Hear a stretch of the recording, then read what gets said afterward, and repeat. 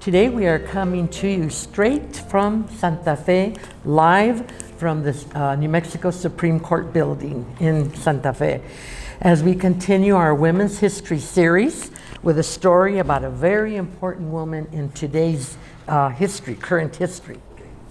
Okay, the name of the story today is No Truth Without Ruth, the life of Ruth Bader Ginsburg by Kathleen Krull, and it is a biography. Some of the things that we take for granted today, children, happen because of one person sometimes. And this is the story of one of those people. RBG's journey to becoming a Supreme Court justice in the highest court in the land wasn't without struggle. From a young age, Ruth had to fight against the idea that being a girl meant that she was less. So this is the story of Ruthless Ruthie, a warrior for equality, a tireless defender of justice, and an inspiring role model for all the little girls and boys everywhere. Ruth actually changed the way that the country treated women. Ruth died in 2020 at the age of 87. So today, our storyteller is a very, very important person also. Her name is Briana Zamora, and she is our New Mexico Supreme Court Justice here. And she is a native New Mexican, a graduate of Cibola High School in Albuquerque. She earned her Bachelor of Arts degree in Government and Psychology from New Mexico State University and earned her Juris Doctor with honors from the UNM School of Law in 2000. Ms. Zamora worked in private practice and as an Assistant State Attorney General and Assistant District Attorney prior to becoming a judge. She was a second Judicial District Court judge and a judge of the New Mexico Court of Appeals before being appointed by Governor Michelle Lujan Grisham as an Associate Justice of the New Mexico Supreme Court in 2021. I know that was a mouthful, but it just lets us know that she is a well-educated and a very important person in the judicial system in New Mexico. So who better to read a story about Ruth Bader Ginsburg of the U.S. Supreme Court, if not our very own New Mexico Supreme Court Justice, Briana Zamora. Good morning. Thank you, Ms. Griego, for inviting me to speak with the students here today. And welcome, boys and girls. It's so nice to be here with you. Today I'm reading the No Truth Without Ruth, which talks about the life of a famous Supreme Court justice, Justice Ruth Bader Ginsburg.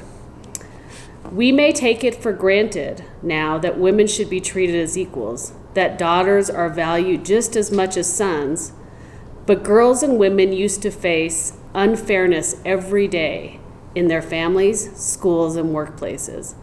Sometimes the things we take for granted today happen because of a single person. This is the story of one of those change makers, Ruth Bader Ginsburg, fierce fighter for fairness and truth. Ruth always said that her mother, Celia, was the smartest person she ever knew. Celia loved to learn. She brought home straight-A report cards and showed them to her father. He didn't care about that because she was a girl. That was the way things were then. When Celia was 15, she graduated high school 3 years early at the top of her class. She went to work in a factory to earn the money to send her older brother to college. After she got married, she quit her job because wives weren't supposed to work outside the home. Celia poured her love of learning into her daughter. Every week, the two of them walked to the library, where Celia pushed Ruth from Greek myths to Nancy Drew and beyond. The library was right above a Chinese restaurant, so from then on, reading made Ruth think of savory smells and her mom. She was hungry for knowledge, always wanting to find the truth. No truth without Ruth. Ruth's parents and grandparents were Jewish immigrants who fled religious persecution in Russia and Poland. Their neighborhood in Brooklyn was home to many Americans. They worked toward a better life, dreaming that their sons would become doctors and lawyers. Then their daughters would marry them. Girls were not considered equal to boys and were not expected to have careers. But Celia's dream was for her daughter to be important in her own right, just as valued as a son. Once Ruth brought home a less than perfect report card, and she could see her mom's disappointment. She got the message. Her mom expected great things of her. When Ruth was 13, at her Jewish summer camp, she was the camp rabbi, the leader of religious services, decades before women were allowed to become real rabbis. That was the year World War II ended, and Ruth was painfully aware of her own relatives among the millions killed in Europe because they were Jewish. There was unfairness in America too. Ruth sometimes saw signs that read, "No dogs or Jews allowed." In high school, besides earning straight A's, she threw herself into activities. Girls weren't encouraged to play sports then. As the leader of the Go-Getters, a pep club that cheered the athletes, she twirled her baton with such energy that one day she chipped her tooth. But Ruth had a sad secret at home. Her mother was fighting cancer. Ruth did her homework sitting by Celia's bed because she knew how much her mom loved to see her study. Celia died the night before Ruth's graduation. Instead of speaking in front of the school that day and accepting her academic awards, Ruth helped her father make funeral arrangements. The Jewish mourning service required 10 men. Ruth wasn't allowed to be part of the tradition. Losing her mom so early in her life was a terrible blow. Carrying out her mom's dream became Ruth's goal. That fall she enrolled in college. Her grades were so stellar that she'd won a scholarship. Plus Celia had put some money away for her.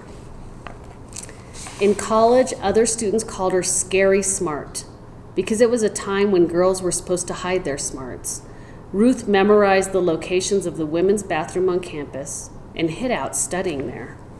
She read in the news about Joseph McCarthy, a famous senator from Wisconsin who attacked people he thought were national enemies. He ruined lives and threatened America's freedoms. Ruth was impressed by the brave lawyers who stood up to him. Being a lawyer, a fighter for fairness, seemed heroic. Most young men didn't care if a girl had a brain. The first one who did was Martin. Ruth married him, and they journeyed toward becoming young lawyers together. In law school, Ruth stood out in a major way. She was one of only 9 women in her class of more than 500. Most places around campus were opening up to women, but a few were still men only. Professors who weren't comfortable with women students sometimes called on them as a joke to mock them if they didn't know the right answers.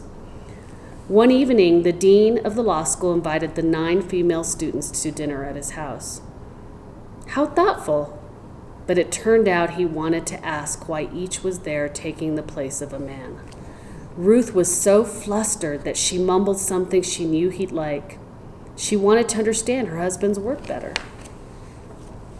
Late one night, for an assignment, she had to get a law journal from the room in the library where the old magazines were kept. But that room was still closed to women. She begged the guard to at least bring the magazine to her outside, but he refused. She had to find another way to complete her assignment, keeping her perfect grades intact. Outside of class, some men called her Ruthless Ruthie, and even worse names. She decided those names were better than being called Mouse. Ruth was becoming a warrior. She graduated at the very top of her class. Her mom would have been so proud. But she didn't get a single job offer. Every law firm rejected her. Job descriptions said men only. A kindly professor helped, trying to find her a job as a clerk to a judge instead. One judge asked if Ruth wore skirts. He couldn't stand women who wore pants. Then the judge said, "Never mind, I'm not hiring a woman." Ruth began clerking for another judge. From there, she went on to teach law as a professor at one of the few law schools willing to hire women. And one day, Ruth Bader Ginsburg began to fight for the truth, a fight to change America. Her students planted the seed. As the years passed, there were more women in law school, about 6 for every 100 men. One day, some of them asked Ruth to teach a new course, Women and the Law. She hit the library to read everything available. It didn't take much time. Hardly anything had been written about this topic. What she found was that laws about women were unfair. The legal system seemed based on old-fashioned ideas about women being different from men, and not in a good way. It struck Ruth that whenever the law used the word protection, as in women needing special protection, it meant the slamming of a door. But it was the 1970s and women's roles in society were changing. Ruth asked herself, how can the law catch up? She divided her time between teaching and helping to found the Women's Rights Project. This was a group of lawyers who fought for women fired for being pregnant, girls not allowed to participate in sports, and men denied time off for childcare, and against the endless unfair rules about hiring women and promoting them at work. Ruth was the group's chief lawyer. She wrote arguments for many of its cases, sometimes going to the lower courts to argue them in person. Some men called her picky and demanding, and sometimes when she talked, she noticed that no one seemed to hear until a man said the same thing. But she kept making her points, a fierce fighter for fairness, speaking up for the truth. One January afternoon in 1972, she got ready to argue her first case in person in front of the mighty Supreme Court, the highest court of all. These were the 9 most important judges in the country, all men, appointed to the bench for life. They wore heavy black robes and sat up above the courtroom in high-backed chairs. As they made decisions on the most controversial cases of all, they asked lots of tough questions of the lawyers in front of them. Ruth was prepared, but she was too nervous to eat lunch for fear of not keeping it down. "Mr. Chief Justice, and may it please the court," she said. She was queasy, her voice shaky. Thinking of her mom helped. For that very reason, she wore her mom's circle pin and her earrings. She was suiting up in armor to fight her opponent that day, the United States government, and truth was her weapon. Ruth began by talking about an earlier case of an Idaho mother not allowed to take care of her dead son's estate because she wasn't a man. Ruth knew the case well. She had written the argument that the mother should be allowed to handle her son's affairs, and her side had won. The Supreme Court had declared for the first time that a law treating men and women differently violated the United States Constitution. It was illegal. Now Ruth wanted to build on that decision. In presenting that day's case, Ruth felt a surge of confidence. After all, these men might be scary, but they were there to listen to her. This was an opportunity to teach. A woman officer in the United States Air Force was being denied medical and housing benefits for her husband. Male officers had no trouble getting these benefits for their wives. Ruth argued that laws treating men and women differently were unfair, meant to keep women in their place, a place unequal to men. Then she looked directly at the 9 men and concluded with the words of Sarah Grimke, a famous fighter for women's right to vote. "I ask no favor for women. All I ask of our brothers is that they take their feet off our necks. Thank you." Stony silence from all 9 justices.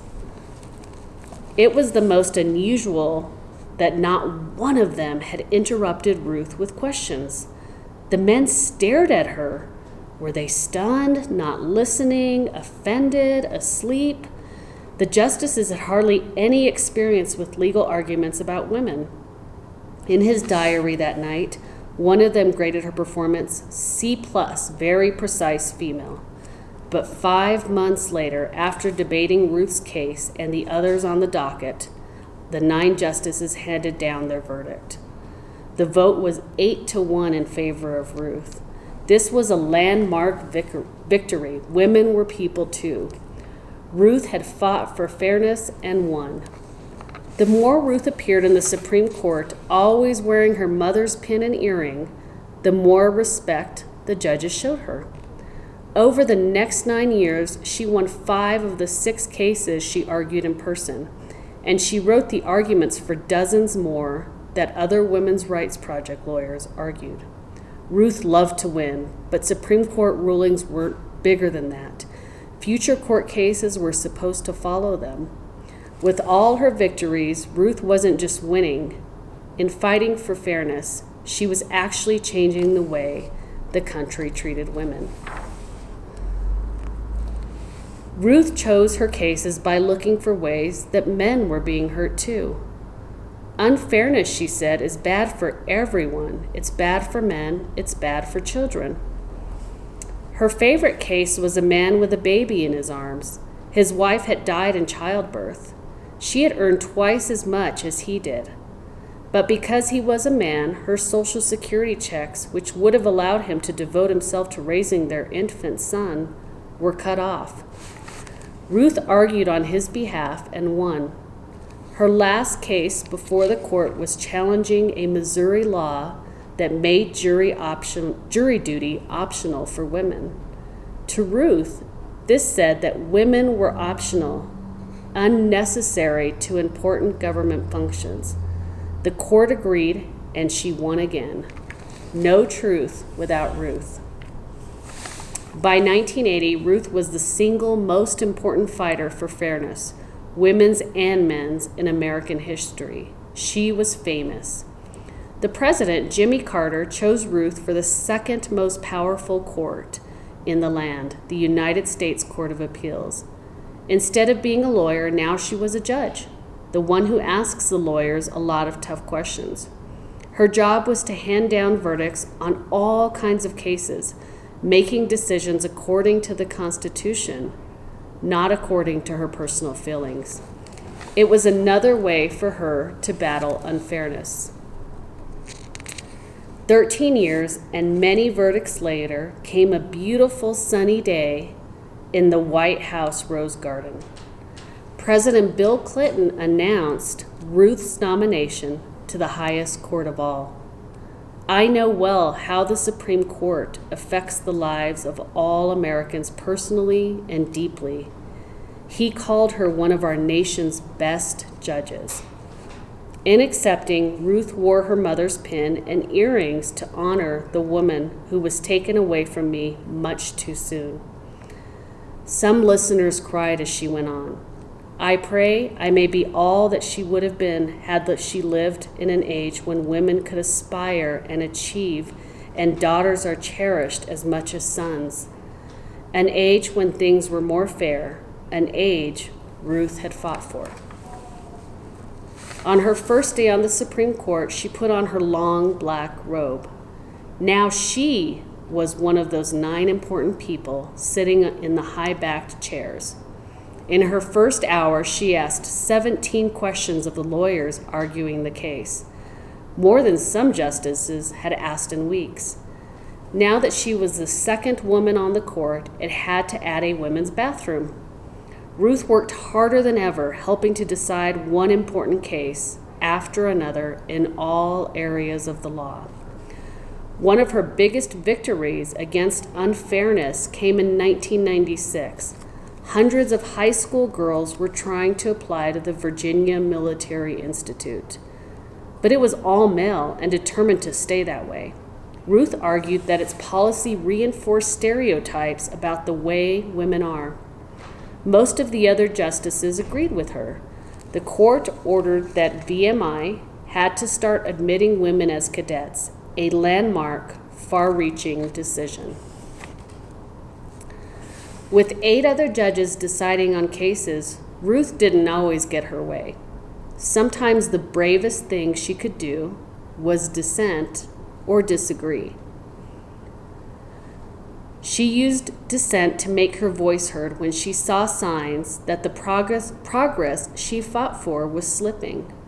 One decision that angered her came in 2007. An Alabama woman had sued her employer on finding out after 20 years on the job that she was being paid much less than men holding the same exact job. The court ruled against her, saying too much time had passed for her to take legal action. Ruth dissented so strongly that Congress later overruled the court. In 2009, the first piece of legislation that President Barack Obama signed was the Fair Pay Act in honor of the woman who had sued, so that this wouldn't happen again. Ruth's dissent had become the law. No truth without Ruth. Over the years on the Supreme Court, she twirled her baton and went parasailing, whitewater rafting, horseback riding, paddleboarding, and water skiing. But mostly Ruth worked, sometimes all through the night. She remained a fierce voice in favor of fairness. The other justices called her fearless. The fight for women's equality continues, but the America Ruth and her mother grew up in no longer exists, thanks in part to her. She is on the record as saying she'd like to see 9 women on the Supreme Court. Until then, she is RBG, scary, smart, and fearless, picky and demanding, and a powerful fighter against unfairness. No truth without Ruth. Well, thank you for joining me here today, and it's so nice to be in your school. I'm honored to read this book because Justice Ruth Bader Ginsburg has been an inspiration to me for many, many years. Since I started in college reading about different Supreme Court opinions, including the very famous ones she had decided, and now as a justice on the New Mexico Supreme Court, I look up to her and want to make sure that I too uphold the Constitution and fight for all New Mexicans and their rights.